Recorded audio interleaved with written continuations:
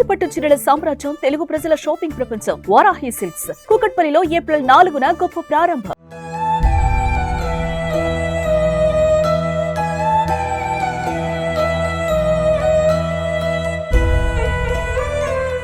ఇక్కడ కనిపిస్తున్న బ్యాగులు రోజు ఈ పాటికే బడికి వెళ్ళేవి. అక్కడ కనిపిస్తున్న పుస్తకాలలో పేజీలు రెపరెపలాడేవి. ఈ గదంతా ముగ్గురు చిన్నారుల అల్లరితో ఆటపాటలతో సందడిగా ఉండేది. అయితే ఈరోజు మాత్రం ఆ అల్లరి లేదు. ఇల్లంతా నిశ్శబ్దమే. ఎక్కడి వస్తువులు అక్కడే పడి ఉన్నాయి.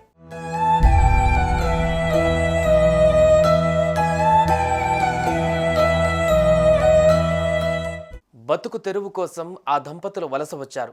ముగ్గురు పిల్లలతో అప్పటిదాకా సంతోషంగానే జీవించారు. ఏం జరిగిందో తెలియదు. అభం శుభం తెలియని ఆ ముగ్గురు బిడ్డలు విషం కలిపిన అన్నం తిని నిద్రలోనే తుది శ్వాస విడిచారు. అమీన్పూర్ మున్సిపాలిటీ రాఘవేంద్ర కాలనీలో ఈ విషాదం చోటు చేసుకుంది.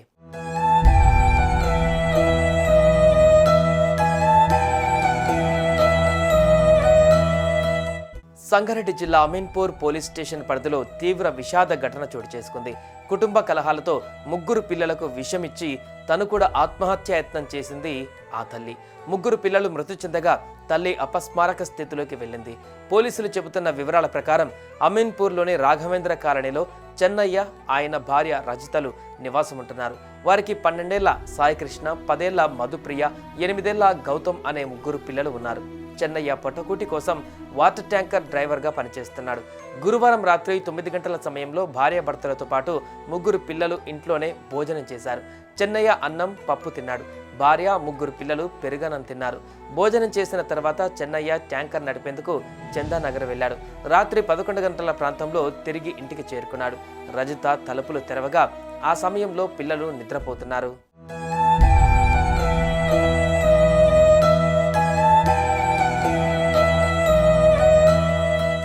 శుక్రవారం తెల్లవారుజామున 3 గంటల సమయంలో రజితకు తీవ్రమైన కడుపు నొప్పి వచ్చింది.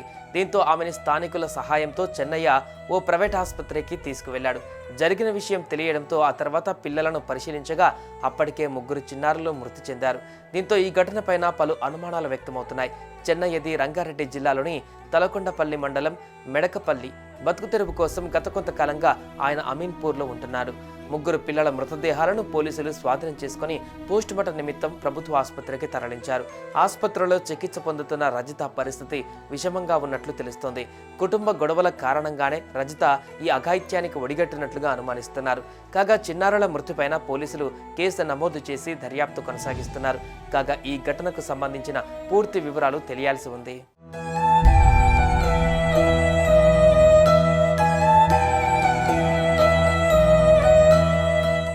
సుమన్ టీవీలో మీ పర్సనల్ అండ్ బిజినెస్ ప్రమోషన్స్ కోసం కింది నెంబర్కి కాంటాక్ట్ చేయండి.